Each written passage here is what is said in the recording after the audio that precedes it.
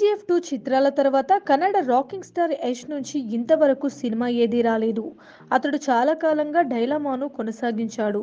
కానీ ఒకేసారి 2 ప్రాజెక్టులపై పనిచేశాడు. ఇందులో టాక్సిక్ ఒకటి. డిసెంబర్ 2023 ప్రారంభంలో యష్ నటించిన 19వ చిత్రంగా టాక్సిక్ లుక్ ఆవిష్కరించారు. దీనికి అద్భుత స్పందన వచ్చింది. ఈ గ్యాంగ్స్టర్ యాక్షన్ డ్రామాకు మలయాళ దర్శకుడు గీతూ మోహన్ దాస్ దర్శకుడు. తాజాగా ఈ సినిమాపై ఊహించని టాక్ అభిమానులను ఎగ్జైట్ చేస్తుంది. ఆన్లైన్ లో వ్యాపిస్తున్న పుకార్ల ప్రకారం టాక్సిక్ సృష్టికర్తలు బాలీవుడ్ దిగ్గజం షారుఖ్ ఖాన్ ను పొగిడించిన అతిథి పాత్ర కోసం సంప్రదించినట్లు తెలుస్తుంది. అయితే ఈ ప్రతిపాదనపై షారుఖ్ ఖాన్ స్పందన ఇంకా పెండింగ్ లో ఉంది. యష్ ఎస్ఆర్కే అభిమానులు ఈ డైనమిక్ కాంబినేషన్ సాధ్యమవుతుందని ఆశగా ఉన్నారు. అయితే ఇవి కేవలం పుకార్లేనా, ఇందులో నిజమెంత అన్న సందేహాలున్నాయి.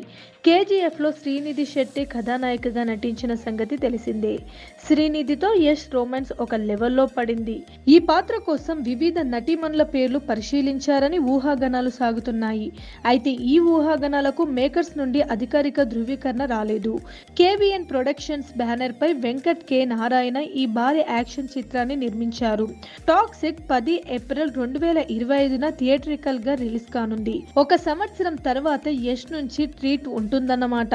ఈలోగానే అతడు నితీష్ తివారీ రామాయణంలో రావుని పాత్రలో నటిస్తున్న సంగతి తెలిసింది.